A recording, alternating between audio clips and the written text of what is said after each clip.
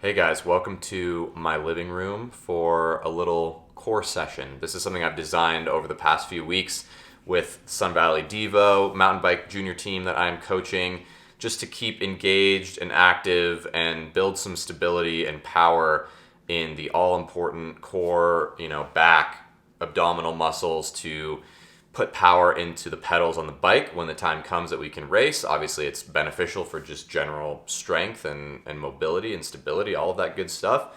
But this is also something that any athlete, I think, can really gain a lot of benefit from building a core routine into their week, into their training on a regular basis. I do this with the team 2 times a week. It's a great place to start. It's only about 30 minutes, basically no excuse.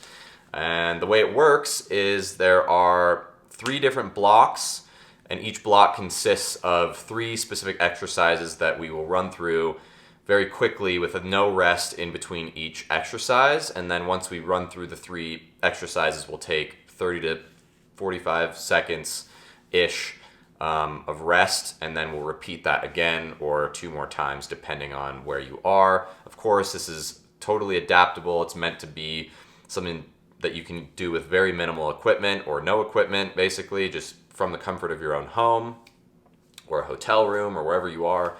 And then we will move on to the next block, so on and so forth. So I'm going to show you these exercises and how we'll run through them and call it good. Okay, so first up is the classic plank progression, I like to call it. It's essentially just a standard flat back, get length in the spine, standard front plank. We'll hold this for about 60 seconds or a minute, or as long as you want to. And then we'll do the side plank after 60 seconds, side plank each side, and I'm running through these exercises quicker than the actual workout just for times and video's sake. So we'll do the side plank for 30 seconds, other side plank for 30 seconds, and that's the first exercise of the block. After the plank, we'll go straight into the Superman. So the key here is keeping the hips, the quads, arms off the ground. So we're really engaging the posterior chain, the back muscles of our core. Very important for cyclists to build a strong and stable core. A lot of cyclists have weak back muscles because we don't really work them, but then they get fatigued while we're on the bike. So we'll hold this for 60 seconds, and then we will move into the windshield wipers. So arms out at a T, flat on our back, keep that back nice and strong and flat against the ground, legs straight up, and we'll just wipe the windows. Don't let the feet touch the ground. Nice and smooth and controlled. Really focus on using those core muscles rather than the legs to do the work. And just go back and forth. Okay, so then we'll rest like that for another 30 seconds or a minute, however long you need, just to recover a little bit from that first block. And then we will run through that same exact block, but like I said, another time, maybe twice more if you want to, depending on how much time you have or how strong you are. All right, the next block we're gonna do starts off with bird dogs. So this is basically just on hands and knees, hands about shoulder width apart. Try and get a nice platform here, flat, strong back, keep the core engaged. And we're going to stretch out opposite arm an opposite leg, hold that, keeping that core strong. Don't let the hips sink or sag down. Keep a nice kind of solid base. And then we'll switch. So same thing, getting that length much distance away from our fingertips to our toes.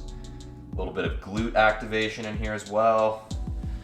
And we'll just keep doing that, keep switching between those two arms and legs, alternating for about a minute.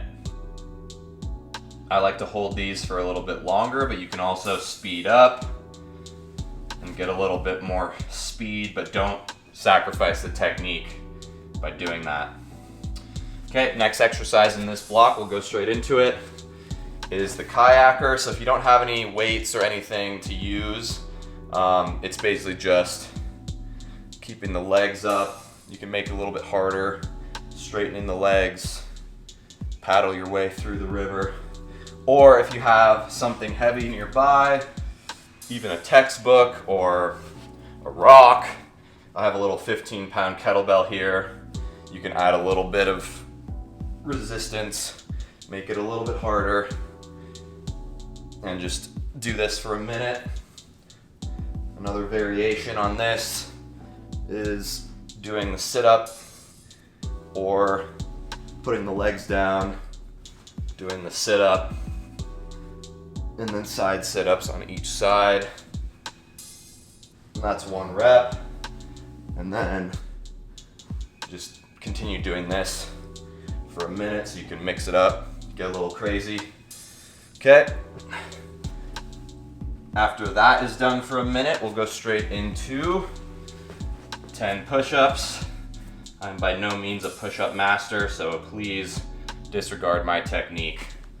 But just 10 push-ups, classic exercise.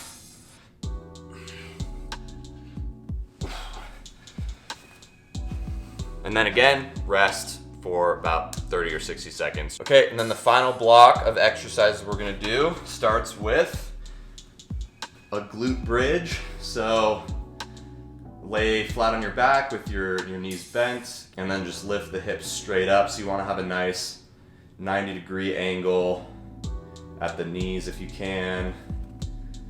Keep that core engaged. Keep those glutes and hamstrings engaged as well.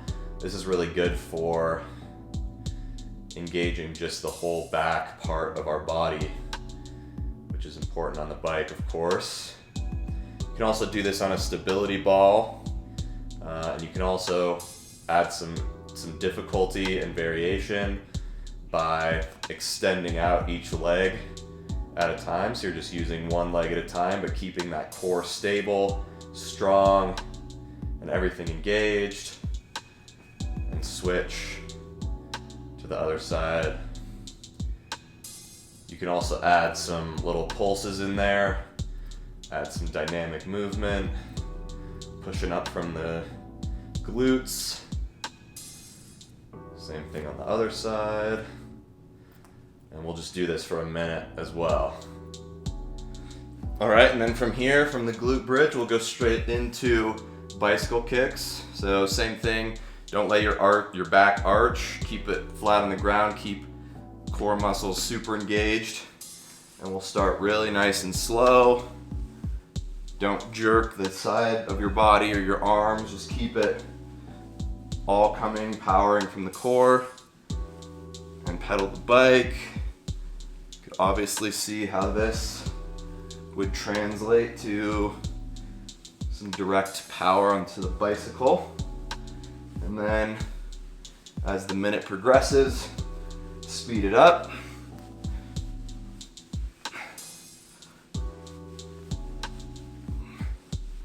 Do that for a minute. And then straight into the dead bug. So this is kind of the contrast opposite to the bird dogs we did earlier. So you're laying flat on your back. Again, keep the low back up against the floor, arms straight up and down. Nice 90-degree angle at the knees. And we're just gonna opposite extend leg and arm. Don't let them touch. You can hold it for longer if you want more challenge. Bring it up. Other side. Hold it. Get some length. Keep everything tight. And then back up.